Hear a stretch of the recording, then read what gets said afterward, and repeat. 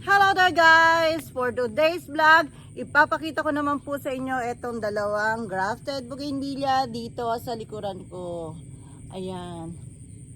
Ang ganda-ganda nila, ang dami-daming bulaklak at ang ganda-ganda talaga. Tara, lapitan natin sila.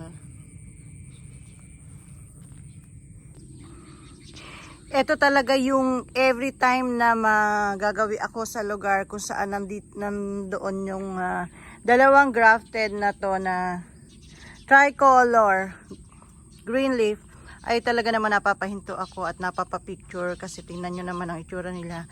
Ang kapal nilang mamulaklak, and then yung bracts nila kakaiba.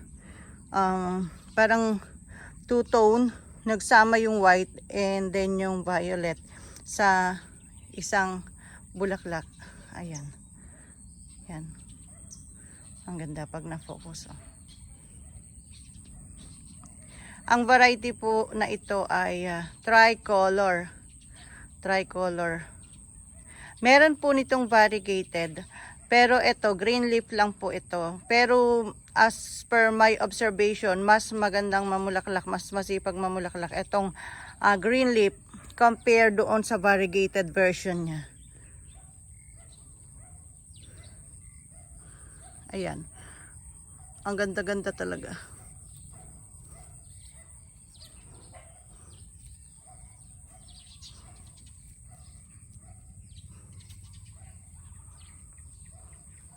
Ayan, grafted po ito.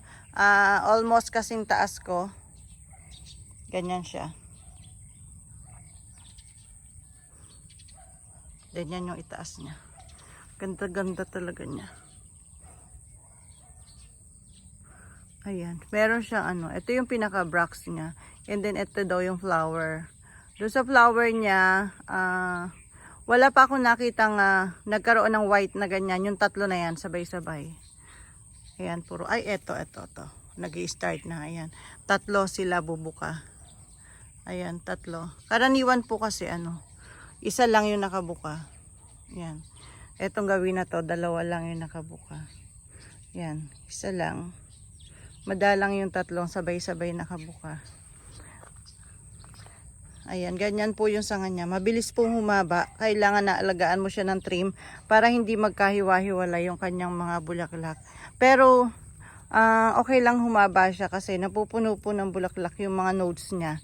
Ayan, pagka na po ito. Sa second bloom nito, yan, and yung every nodes niya, nagkakaroon na rin ng buds. Tapos sa tinik, ganito yung tinik niya. Ayan.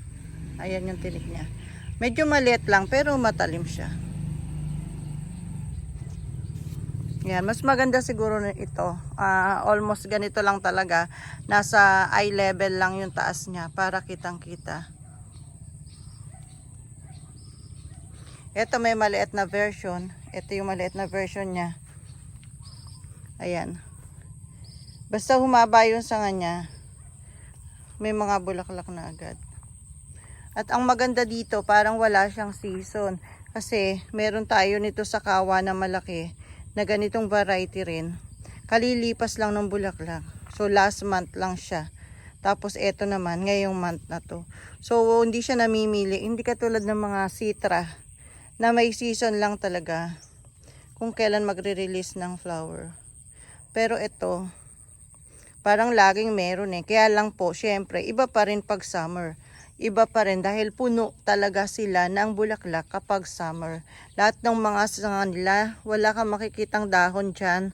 Wala kang makikitang green dyan. Puro ganito lang, puro flower lang na ganito. Ang ganda-ganda nila. So itong klase ng dami ng bulaklak na to, mas dadami pa to, mas kakapal pa kapag dating ng summer. So dapat alagaan muna natin ang trim ngayon para dumami yung sanga, para madami yung panggagalingan ng bulaklak sa summer.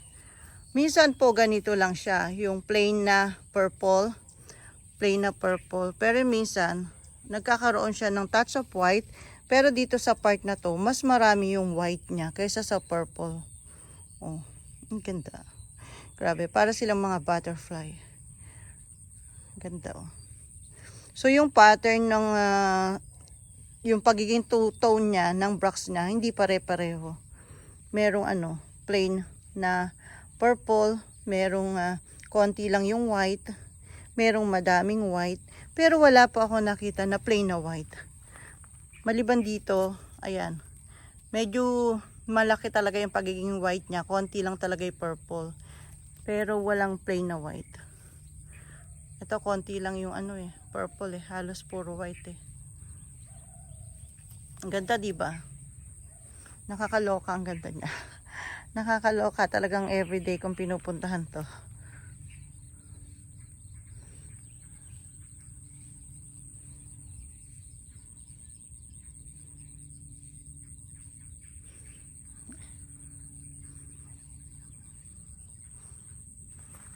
Ayan, parang gusto kong gumawa ng giant na ganito. Giant tricolor. Pag may RS na ako, gagawa ko ng giant tricolor. Para pag namulaklak, ang ganda-ganda nun.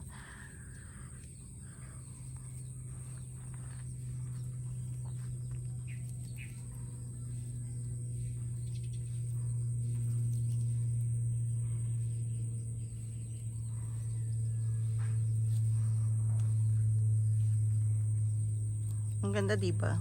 Nakakaano talaga. Nakaka good vibes.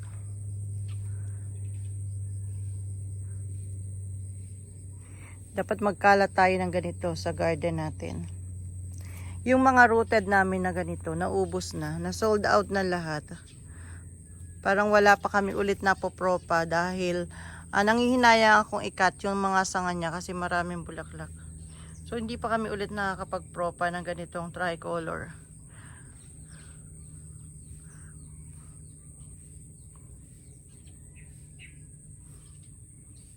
So wala po tayong available na small size nito.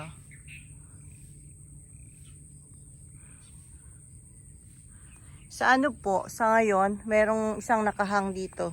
Nakasabit na tricolor. Yun na lang yung nakita kong available. Dati marami tayo nito Ayan, ang ganda-ganda. Tingnan naman po natin paano kapag medyo malayo, kapag nakatabi ako, gaano kataas. Ayan. Flip natin yung ating cam. Wait lang.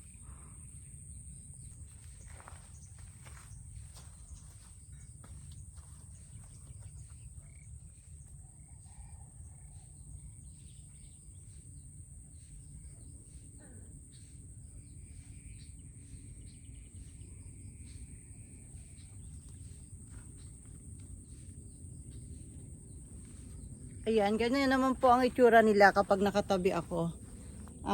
Yung taas, nakita nyo naman. And then sa malayuan, nakita nyo naman itsura.